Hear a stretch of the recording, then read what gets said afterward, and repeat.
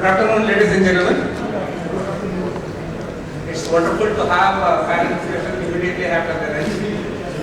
And the topic which has been given to us is how to make the technology, how to choose the technology, what are the right practices in choosing the technology. And we would like to also slightly tweak it also and to see that how effectively we have to choose the technology and effectively we have to adopt it for the business such that the business objectives are met and the business success is also met. With the concurrence of the panel, I thought that we can have the sessions with that. I am very happy to be here with you. And the section of the panel, if you look at it, they are from different industries. Manufacturing, service, banking, many areas. Every area we are adopting the technology. If you look at it, about 2 or 3 decades back, the technology itself was, information technology was used for very basic mundane purposes, just for running the payroll or doing some inventory reports like that. Then the technology evolved into ERP era when the IT guys started interacting with many business functional managers. They started interacting with the production managers, sales managers, R&D managers, supply chain managers and other things. That is how they came out of the data center and started interacting and rubbing shoulders with the fellow functional managers and started looking at the business. Then came the era when the PLM and all came. When PLM came, that CIOs started interacting more with product development managers and R&D managers, and CRM came and they got very close to the marketing managers and see that what the customer is expecting and what is that we are going to design for the customer, how to interact closely with the customer, how to go closer to the customer. Then IoT came. First time the IT guys started getting into the shop and started getting their palm greased. And they were also made responsible for the ice shopper if the IoT is not working. They had to go to the shop and see that the things are all put in place. So over a period of time, if you look at it, because of the emergence of new technologies and also the demand that has been given by the trade and business, that more and more technologies started coming in. But if you look at the success rate, even during the ERP era, initially, the success of ERP has been in very, very small percentage. It was less than 30%. And over a period of time, a lot of people experienced and they also started sharing their experience and telling that how to make it successful. Now the success rate is beyond 80%. Any technology, when you take it, at the first time if you try to make it happen, that will be the great thing that needs to happen. But many times it's not happening in that way. The problem lies in many ways, defining very clearly what is required for the business and choosing the appropriate technology and implementing that technology and seeing that those things are all fully adopted and when the business value is realized. Only when the business value is realized, the completion of the technology adoption is taking place and the things don't stop there and you are going to make a continuous improvement from then onwards. And you have got to sustain the technology and make full use of it before the technology comes and replaces that. So in this background, let us hear from the industry standards here and what would be the best practices and how they have gone about in doing this. So let me start with Mr. Ahmed and what are all the technologies recently you have introduced, especially in the areas of AI, chatbot or any other technology. As a matter of fact, how we make it happen. Good afternoon everybody. I think I have a very strong opinion that when people talk about digital, then it means that you are not connecting with your customers in the physical world. As far as my area of business is concerned, where we are in the financial services sector. So all the information you are getting about the customer is just data. So if you are a true digital, you have implemented a true digital platform. It means that you cannot survive without AI or analytics. People ask me, are you doing anything about AI? I am saying if I have a digital platform, then there is no other option other than implementing the AI or analytics or RPA or even the chatbots. I will just give you an example. In our case, we have launched an application called Dhani. It's a personal loan application. Today, I am processing around 1,20,000 applications per day. You can't do it in a physical world. And when you are doing the processing, you are doing the underwriting. And underwriting is the most critical part. And you can't have a workforce to do the underwriting for each and every application in a physical world. So AI comes into the picture. And that's why we have implemented the AI. And today, daily we are discussing around, I would say, 20,000 calls per day with a small team of credit people. And it's again a hybrid solution because there are few cases where we have to go into the physical world in India still. So these are the use cases. Again, same thing is with analytics also. Now, when you are not connecting with your customer in a physical world, then all the data is coming from different sources. For example, you are getting the data from his bank statements, you are getting the data from his income tax returns, you are getting the data from his social media accounts. So when you are generating so much of data, you need to understand the customer behavior. You need to understand the customer credit worthiness. You need to understand the customer intent to pay back the loan. Right? So there are two things. So one is this, that when you are talking about scale and when you are in a true digital world and when you are connecting with the customer in a virtual world, so similarly the chatbot becomes very, very important for you. So when I am discussing, I think in the last 1 year or I would say this month, we would discuss around 400,000 loans in a month. So I can't have a call center where physically people are supporting your customers. So chatbot comes into the picture. So for the self-service model, this chatbot we have implemented on our platform. So we have a lot of our code is going through the chatbots. Thank you. Thank you. Connecting to the customer. Customer is the key. If you understand the customer, where the data is coming from, where the customers are coming from, the job is done. That is one of the best practices what we could understand from Mr. Allianz. Thanks a lot. Thanks a lot. Yes, sir. Yeah, I'm Kasturi. So this continue the chatbots. Actually, you all know that some years back, couple of years back, or 2-3 years back, everybody started putting in your website. You want to know the user count, how many users are connected to your website. So if you see our website, we see 10 lakh users, or daily we are getting thousands of users connecting to us. We don't know why they are coming to our website. Some people may be coming to know about our company, some people trying to understand our products and all. Now the interaction, we have seen all the banks, all the Iyer cities, they implemented robotic, automated chatbots. So they know now, after implementing these, we know why customer is coming to our website, and we are getting a lot of data. Sometimes in the last 15 days, we got more than 1,000 queries from the customer coming to our website. He is not finding out the right product there, right information there. So we are modifying accordingly. It become very important for us. And initially when we started chatbot, it is a just starting kind of thing. But now it is started giving AI-based chatbot. It is very informative and it will be very useful for the organization.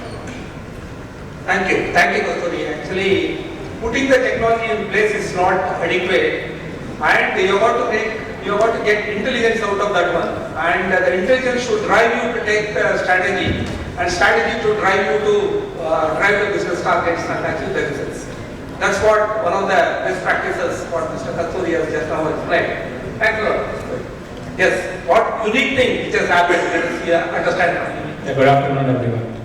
So we are talking about the digital transformation, and it is an enabler to the business growth. So we are talking about the new oil, that is data. 21st century we are talking data as the new oil. But to convert that data into a fuel, it is very important to put it under a proper funnels.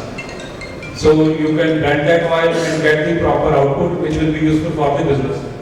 Nowadays we are talking about artificial intelligence, robotic process automation or the IoT. So this is a need of the hour. So without that we can't imagine or we can't think that manual things can be processed. So in healthcare we are getting hundreds of emails from the insurance providers. So for the claim settlement. So it was a manual process, and there's a lot of manual intervention, there's an inaccuracy, there's a delay. So we adopted the RPA. So earlier, the work was done through API, but when the RPA comes into the picture, so it's very easy to adopt, a lighter footprint, and a very accurate. So it is also up to the organization how accurate and how well you train that robot, because whatever you feed, it will give you the right output. So we have trained the robot in such a way that now every transaction, every entry which is coming from insurance to us, the mail is getting extracted into the database, into the Excel, and that Excel is getting fed directly into the database, and the entries happened at the bank level. At that level we have reached. So I suggest we should have the proper people, the right technology, and a right business case. Then only it is a seamless integration between the business and the technology. Thank you. Thank you, sir. Thank you, Mr. Kumar. Actually, that technology for the technology's sake will not help. It's because of competition is running, industry is also making use of it.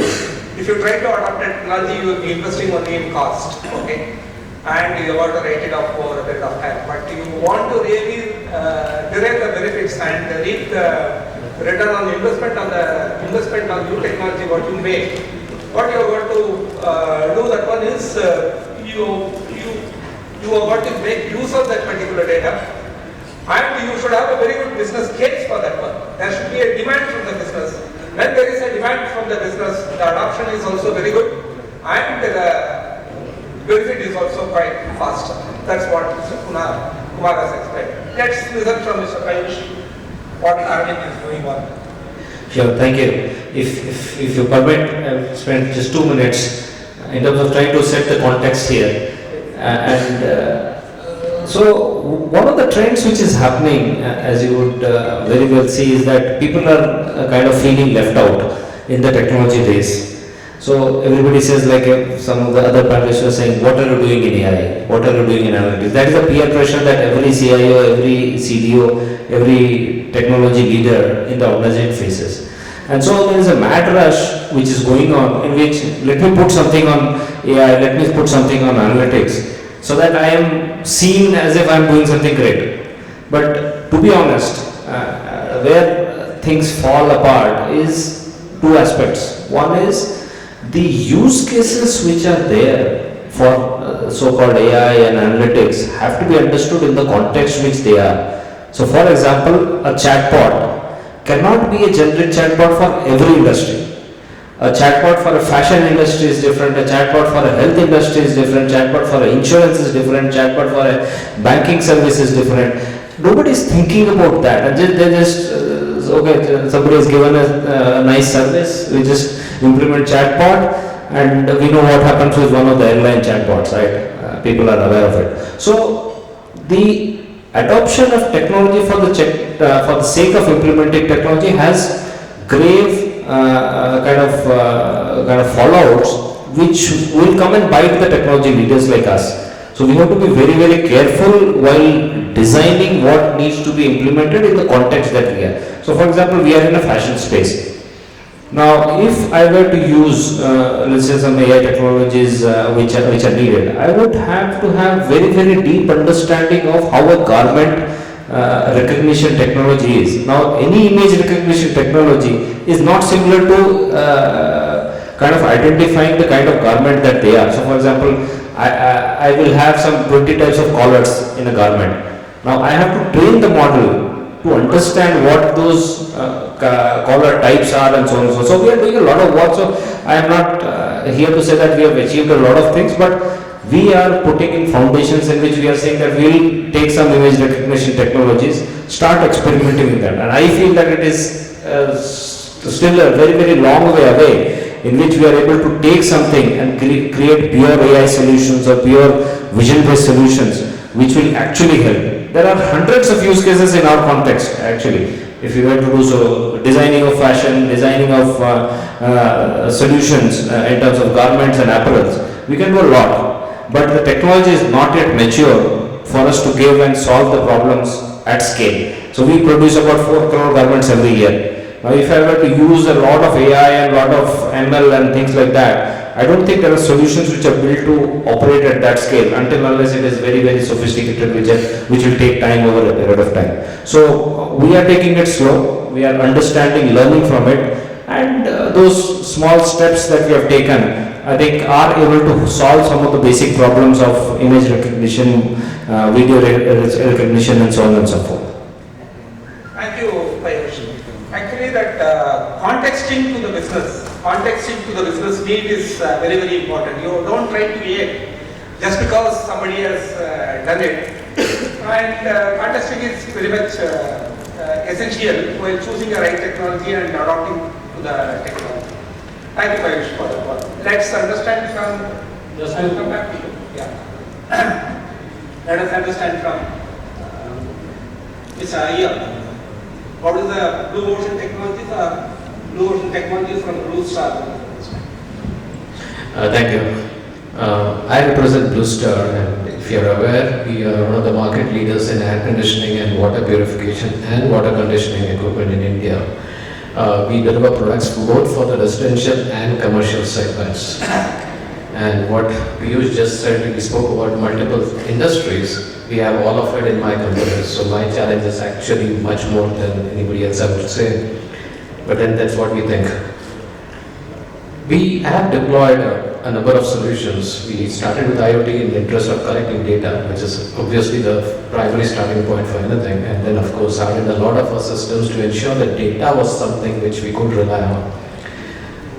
Second, we deployed artificial intelligence both on our products as well as in our factories with interests of moving towards predictive maintenance and a few other things at some point in time. We are experimenting with AI in both those areas. In the case of bots, we have use cases for both customers as well as internal operations. We have deployed a number of them for internal operations. And RPA obviously for internal efficiencies. There are a lot of use cases which can be quickly deployed and you can actually see the gains from it in a very short span of time. But I think the challenge is slightly different. There are two of them. One is the word emerging technology itself speaks a lot. They are still emerging. We have no idea what those platforms are going to look like in the future. I think a beginning has been made, but as and when businesses find more ways of using it, they'll further evolve. Frankly speaking, at this point in time, your best bet is to try to find the closest fit rather than not doing anything. So start small, start with something which can start. Last year for a short distance, but be prepared to make a change. So design it such a way. The second side of the problem, apart from the technology, is the users themselves. At least in our case, we are a purebred manufacturing organization, 75 years old, having a lot of legacy still in place. Changing the mindset is not easy to make them adapt to something like a bot or even artificial intelligence. And they don't understand how they can apply it for their betterment or for their customers' betterment. And this is where we frequently find that IT has to step into their shoes, walk their path. In fact, we do a lot of shadowing and actually visiting customers along with them to study what they do in order to figure out how these technologies can help them. And that is where we actually see a lot of success. The first bot which we deployed for our sales team was an utter failure. And we found out after 1 month nobody was using it. The problem was both in the usability as well as what it was doing. Post that, we deployed some people, some young management grads out with them to study them and the processes, walk the process with them, and through that we actually found a number of interesting use cases, and based on that, we also developed all of them in an agile model. I mean, the other part of it is try and release things quickly rather than waiting for a month, 2 months to do something. Let them feel their way. If they don't, then if you're waiting for 4 months to release a bot, then forget it, it's not going to happen. So that's where we are seeing a major turnaround in terms of adoption of these bots, and it's become actually a hit in our company. And we hope to see more such deployments in the near future. That bot itself has become a use case on which, adding more and more stuff on it and deploying it for each of our businesses as well. So tremendous luck there. But again, look at the approach in terms of how you do it. You can't think about doing it sitting in your department. You have to be out there in the field. Very nice, very nice. I mean, IT managers should not only go to the shop floor, they should also go to the market and move with the customer and understand them better, such that they can give the right solution to the business. That's what Mr. Iyer has stated. I mean, definitely he is a cool person. Okay. Another thing is very important is that make it simple and implement it and make improvement over a period of time. Okay. That is also one of the good practices what we could understand from Mr. Iyer. And third one is the methodology, the way in which you are implementing. Don't have a long implementation period, make it short and do that one and make quick improvements out of that one. Be agile and agility that matters. Thanks a lot, Mr. Iyer. Yes, sir. I would like to hear from you some comments. So we are from the healthcare company. So that's right, that accuracy is foremost important, because I tell you, so we are using the e-prescription. So let's say a patient enters to the hospital, so every information is captured in the e-prescription system through the computer. So earlier it was a manual task. So we have practiced and we plan to move on the NLP model, which is a natural language processing, wherein rather than doctor typing it, so let's say the doctor typed 2 keywords and it will again pick up the name of the drug. So what we feel that we have reached to the accuracy of 90%, not the 100%. And we are in a business wherein we touch human lives. So we cannot take any sort of risk. So we need 100% assurance whether the medicine prescribed is sparsing or it's a sparfloxacin, because both have a different impact, different use case. So accuracy is foremost important when you do the implement it in the clinical areas. Thank you very much. So that accuracy is very important, and if you understand the process, understanding the process by the IT managers is very important. That's what unique as Kumar has also added. Thanks a lot.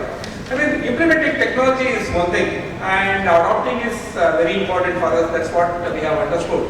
But all said and done, it's not so that easy. What are the challenges that we have seen? Somebody tells. How you have overcome those challenges? So the biggest challenge I have seen in my organization is that people are scared. When you talk about the automation, when you talk about the digitalization, they think that their jobs are on stake. Right? So it becomes very, very difficult and challenging for us to convince these people that nothing is going to happen to your jobs. You will stay here. It will just help you in improving your productivity, or you will be able to do much more quality work. This is going to help you. It is not going to take your job. One is that part, and secondly is when you are implementing a new technology, training becomes very, very important. So what I have realized that last year when we implemented a CRM solution across the globe, so we have around 18-20,000 employees. So if you don't have a good strategy about how you are going to train your workforce on the new platform, it can become a disaster also. So training and convincing the people that this technology is going to help them only. I think these are the challenges related to the people. And when we talk about the digitalization, what we realized in the last couple of years is that earlier your systems, what you said correctly, that you were doing the data punching and there were few employees who have access to the system. Now everybody is accessing my system, be it the customer, be it my partners, be it the third-party systems, everybody is connected to us. And they are directly entering into my system, so the security becomes a very, very big challenge for us. So we have to take a complete new strategy about the data security. So we have a complete, information security team. So we have implemented, I think, 4 or 5 more advanced security solutions to make sure that our data is secure. The threat goes up multifold once you get into this digital world.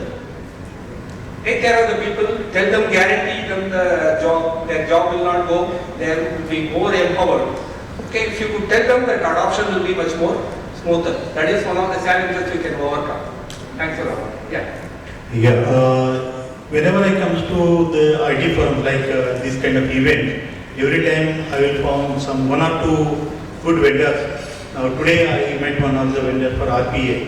Like that I met more than 4 or 5 vendors for RPA. They said that we will do it for you.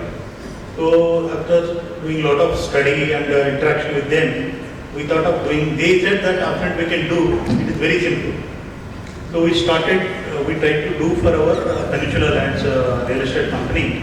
I said that contractor processing can we do through RPA? They said yes, we can do POC for you and all. They came to our office. I think they spent more than 1 month. And we not moved from the blueprint stage.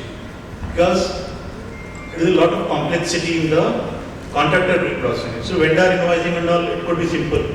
Digitize and make it automatic. But contractor will, for each and every construction apartment, we may have more than 50-60 different vendors. Each and every apartment, each and every flat may have different permutation, combination, qualities and all. And today even many companies, they are doing it manually, there is no automation. So now, after working on 30 days on that, then vendor said that, sir, we cannot directly do it on RPA, we have to do something else. Then we decided that first we digitize the areas wherever it is possible. I mean, today so most of the vendors like plumbers and all, they don't use any systems. Okay, we need to bring them to a system. Many vendors, they will not submit their invoice on system and all. So that is the first, that is lacking. So we cannot do directly when the technology available, solution is available, we cannot jump into the solution. So we have seen this problem. Now we are trying to do, and we are appointing some people for the data entry operator to work for the contractor. They started doing the data entry, then process can be automated. So we completed a blueprint and we entered the step 2. So this is my experience on the RPA. Choosing the right vendor, educating the people, hand over them, in case go and do their job also for some time and educate them. That is the intention. Okay. Thank you. Yes, sir. I believe company culture playing a very important role in the digital transformation. So the HR should have to set a KPI, let's say 20% of the KPI to have the training, adoption of the new technology, cyber security as Nafees said. So it is very important that what you are adding value to the organization. It is not only that you are doing in and out job, but also you should be forefront of the organization. So if you talk about the digital transformation, so in Silicon Valley, so most of the big organizations have their office and they are working on the innovation. But the success rate is 2%. Because it is like you are going in a big ship and then you launch a speedboat and you see the speedboat turned up and the ship that is going in the same way. So it is very important the company culture, the right adoption, and then the trainings that are very much important. Ensure that it is company-wide, it is practiced. Then get into the company culture and win over the CEO and all the challenges can be met. That's what the experience. Understand what. So challenges are many, and that is why we have jobs. So which is good. But I think these people have been nice, not telling the exact problems that we face. Yeah. So obviously culture plays a role, processes play a role.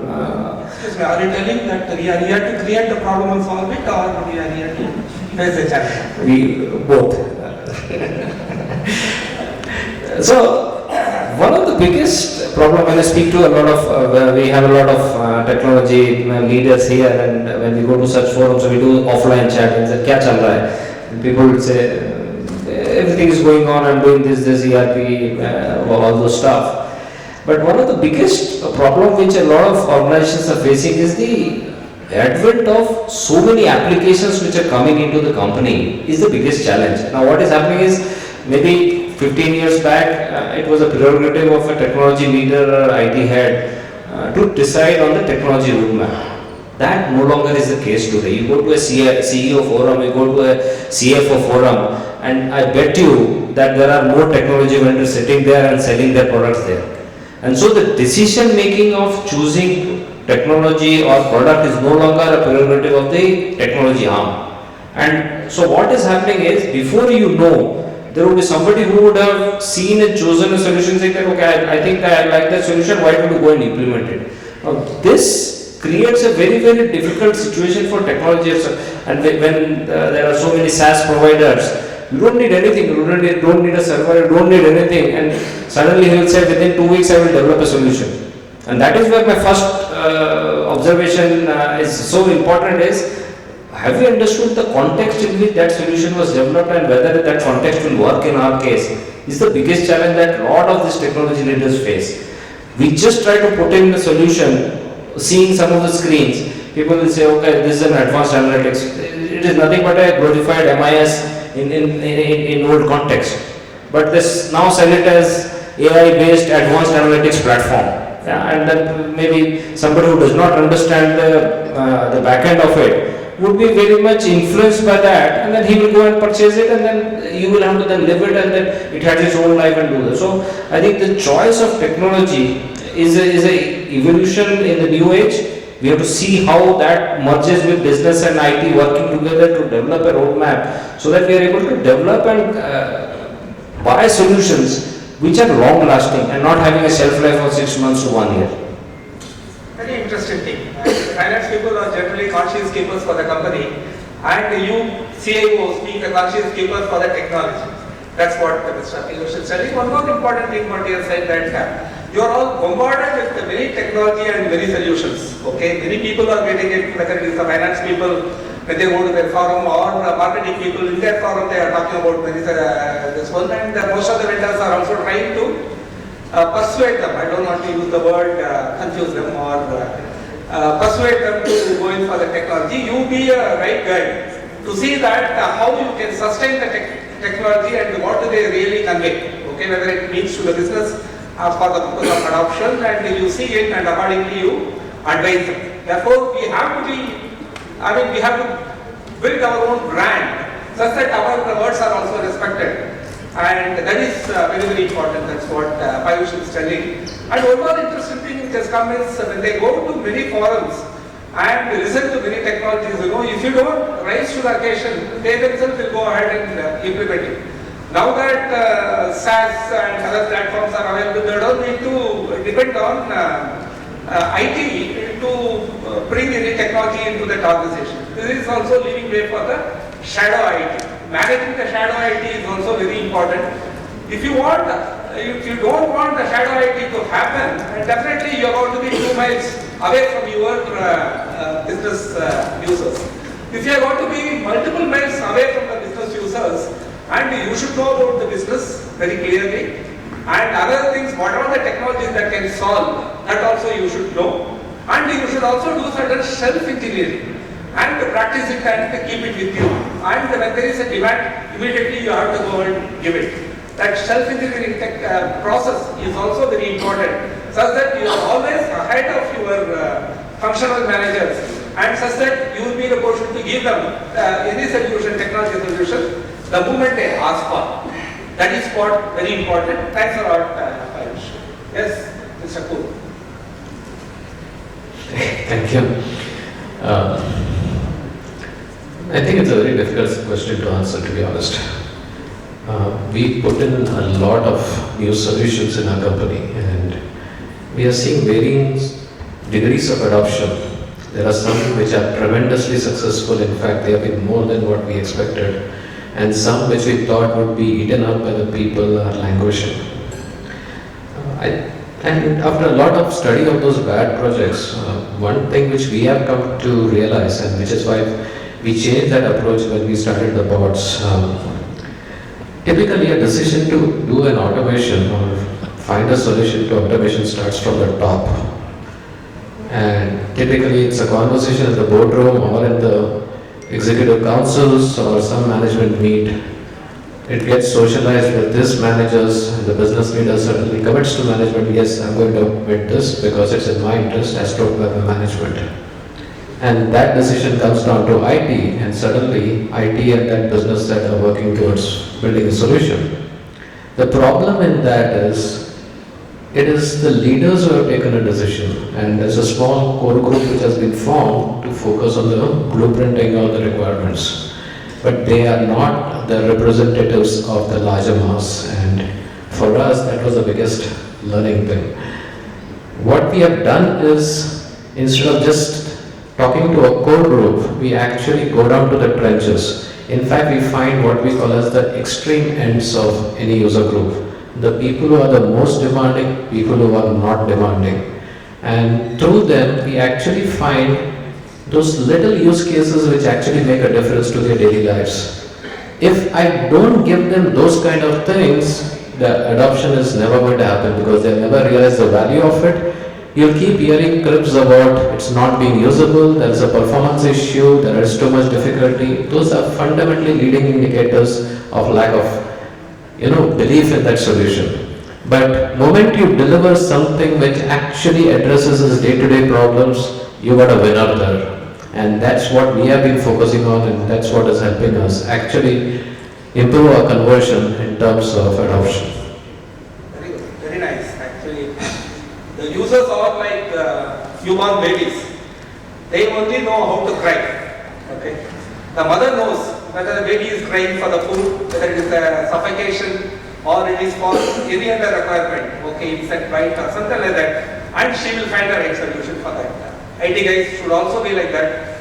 The users will be shouting, and there are people shouting at the very high decibels, and those who are not at all doing anything, but he will not let you to go. Okay, that type of users, you understand them, and accordingly you solve their problem, and the job is done. Thanks a lot. Thanks a lot.